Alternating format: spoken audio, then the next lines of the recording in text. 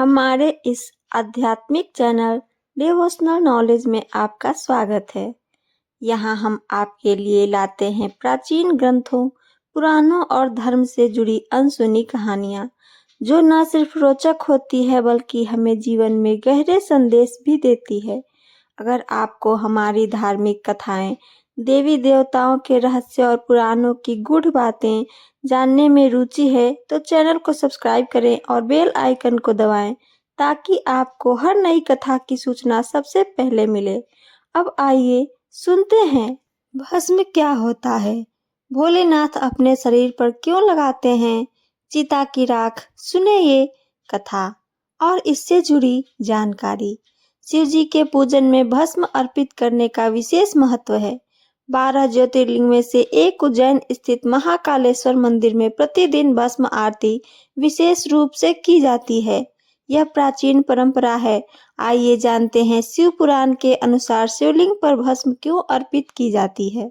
भगवान शिव अद्भुत व अविनाशी हैं। भगवान शिव जितने सरल हैं उतने ही रहस्यमय भी हैं।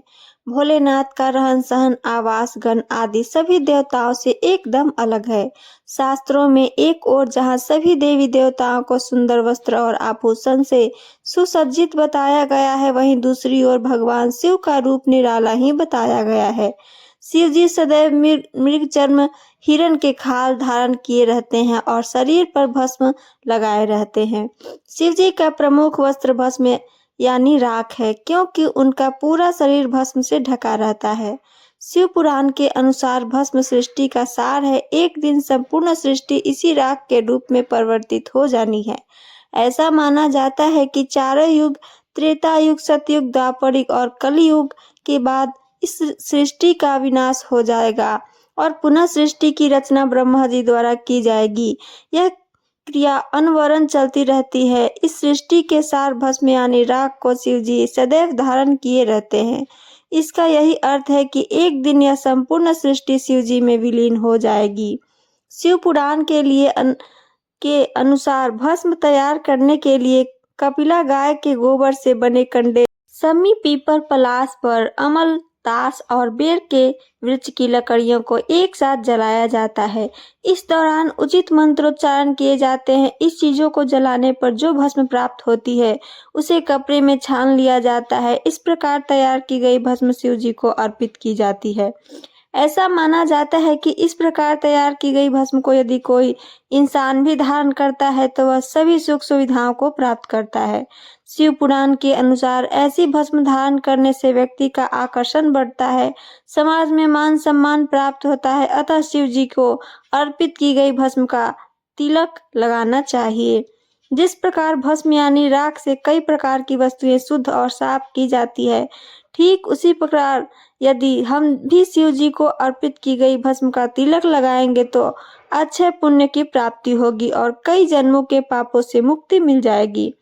भस्म की यह विशेषता होती है कि यह शरीर के रोम छिद्रों में बंद कर देती है। इसे शरीर पर लगाने से गर्मी में गर्मी और सर्दी में सर्दी नहीं लगती। भस्म त्वचा संबंधी रोगों से भी दवा का काम करती है। शिव जी का निवास कैलाश पर्वत पर बताया गया है, जहाँ का वातावरण एकदम प्रतिकूल है। इस प्रतिकूल वातावरण को अनुकूल बनाने में भस्म महत्वपूर्ण भूमिका निभाती है। भस्म धारण करने वाले शिव संदेश देते हैं कि परिस्थितियों के अनुसार स्वयं को ढाल लेना चाहिए। जहाँ जैसा हालात बनते हैं, हमें भी स्वयं उसी के अनुकूल रूप बना लेना चाहिए। भगवान शिव ने अपने तन पर जो भस्म रमाई है वह उनकी पत्नी सती की चिता की भस्म थी, जो कि अपने पिता द्वारा भगवान शिव के अपमान के आहत वहां हो रहे यज्ञ के हवन कुंड में कूद गई थी। भगवान शिव को जब इसका पता चला तो वे बहुत बेचैन हो गए। जलते कुंड से सती के शरीर को निकालकर प्रलाप करते हुए ब्रह्मांड में घूमते रहे। उनके क्रोध व बेचैनी से सृष्टि खतरे में पड़ गई। जहाँ जहाँ सती के अंग गिरे वहाँ वहाँ शक्तिपीठ की स्थापना हो गई।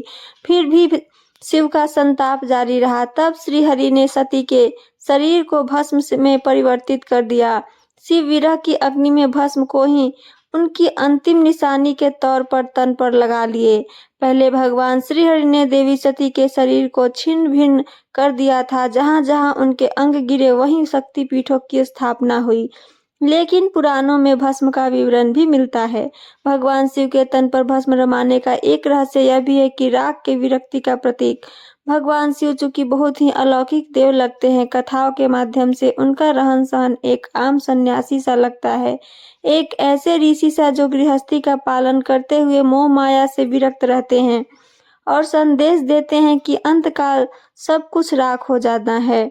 एक रहस्य यह भी है कि चूंकि भगवान शिव को विनाशक भी माना जाता है, ब्रह्मा जहाँ सृष्टि की निर्माण करते हैं वहीं विष्णु पालन पोषण, लेकिन जब सृष्टि में नकारात्मकता बढ़ जाती है तो भगवान शिव विध्वंस कर डालते हैं।